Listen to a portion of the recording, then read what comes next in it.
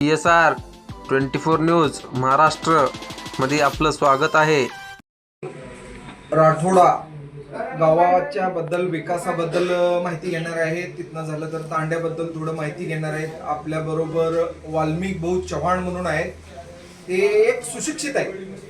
त्यांना खरंच की समाजावर काय अन्याय होतो किंवा समाजासाठी त्यांनी काय करावं असं त्यांना वाटतंय। आपण त्यांच्याकडनं खुलासा घेऊया। भाऊ नमस्कार, आपल्या आमच्या चॅनल मध्ये आपलं स्वागत आहे। भाऊ मला सांगा, हे जे विकासाबद्दल जे विषय चाललेला आहे, मग ह्याच्याबद्दल तुमचं काय मत? विकासाबद्दल सर्वप्रथम म्हणायचं म्हणलं तर खरोखरच मला आमच्या निलंगा तालुक्यातील राठोडा तांडा या तांड्यातील सर्व रहिवाशांचं म्हणजे लहान महिला असेल, पुरुष असेल, वयस्कर असेल, मला जवळपास 20 वर्षापासून बघतोय मी की राठोडा तांड्याची खूप दुर्दशा आहे रस्त्याची। आज जर पाऊस पडला तर त्याला 14-15 किलोमीटर बाहेरून यावं लागते। रस्ता फक्त अर्धवट नेऊन मी तिथं काम केलं नाही त्यांनी।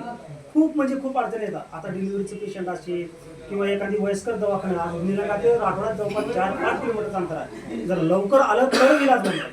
त्यासाठी जे काही गावातले आमचे आहेत तांड्यातले भोळे बाबड्या माणसांना गावातील सरपंच असो, पुढारी असो किंवा लोकप्रतिनिधी असो, त्यांनी फक्त योजना कागदावर राबवतात आणि निधी हडप करतात आणि विचारा गेले ह्यालाच काहीतरी अपशब्द बोलणार, जेव्हा तुम्हाला काय करायचे करतो, तुम्ही आता काय काही होत नाही तुमच्यानं, तुम्ही तुमचं काम उचपडायचं काम आहे, तुमच्यानं दुसरं काही होत नाही।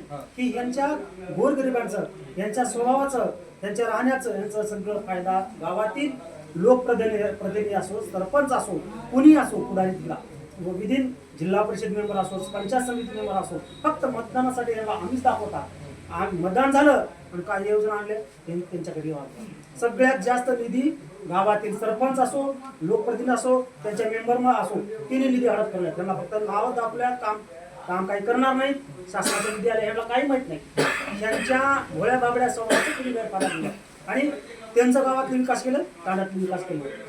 फक्त ह्यांना आता ह्याच्यानंतर मला एक शासनाच्या मार्फत, तुमच्या न्यूज चॅनलच्या मार्फत मला एक आव्हान करायचं आहे।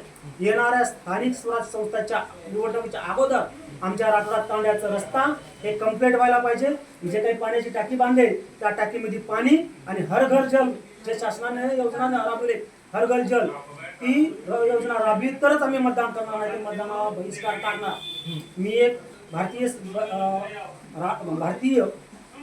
जनता पक्षाचा, मी बंजारा समाजाचा तालुका अध्यक्ष या नात्याने मी सांगतो, आवाहन करतो, राठोडा तांड्याला कोणी लोकप्रतिनिधी येऊ द्या की जे काही गुत्तेदारांना काम केलंय, थांबवलंय, पैसा निधी हडप केलाय, त्या गुत्तेदाराला सुद्धा माझं आव्हान आहे की त्यांनी येणाऱ्या या इलेक्शनच्या अगोदर ही रस्ता आणि पाण्याचं काम केलं तर तुम्ही मतदान मागायला या, नाही तर पूर्णपणे आम्ही त्या मतदानावरती बहिष्कार टाकणार। कोणी येऊ द्या, आमचं कोणी तांड्यावर येऊ द्या, त्याला आम्ही तिथून हाकलून देण्याचं काम करणार। मग पुन्हा नंतर बघा तुम्ही तुमचा विचार करा।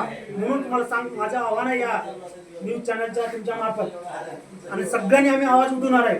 आमच्या समाजाला कसलीच योजना दिली नाही, कागदोपत्री योजना, पैसा हडप करण्याचं काम तिथल्या ग्रामस्थांनी, सरपंचांनी, जे काही ग्रामसेवक असेल, गुत्तेदार असेल, तर पहिल्यांदा त्या गुत्तेदाराला आणायचं।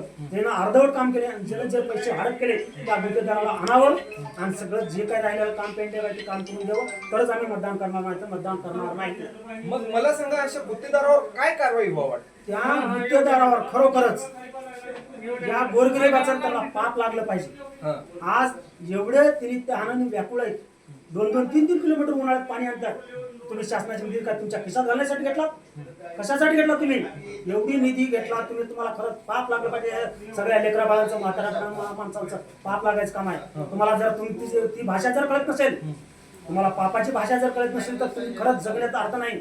एवढा पैसा तुम्ही हडप केला, ते काय केला असेल, काय केलं ते नाही, येऊन काम करून द्या, राहिला ते सगळं क्लिअर करा आणि त्यांच्यावर योग्य ती शासनानं कडक जे काही असेल कारवाई, त्या गुत्तेदारावर कारवाई करण्यात यावी। ही आमच्याच राठोडा ग्रामस्थांच्या मागणी आहे आणि त्याच्यावर कारवाई झालीच पाहिजे। जे मी काही काम केलं त्याच्यावर निधी हडप केले तर त्याच्यावर निधी हडप करण्याचा गुन्हा सुद्धा दाखल करा।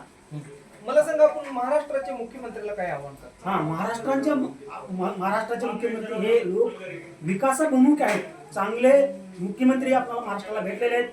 आणि त्यांचा दूरदृष्टी, त्यांचा दृष्टिकोन एकदम चांगला आहे. आता तिने मंजूर केल्यानंतर त्यांना द्यावं लागलं, पण आम्हाला आव्हान करायचे आहे की आमच्या इथं जर काम नाही केलं, त्या गुत्तेदार असो, लोकप्रतिनिधी कोणी असो ते गावातील, आम्ही डायरेक्ट मुख्यमंत्र्याशी आम्ही संपर्क साधणार आणि त्यांना आमच्या अडीअडचणी सांगणार. या एवढ्यापर्यंत आम्ही मुख्यमंत्र्यापर्यंत जायची तयारी आम्ही ठेवलेली आहे.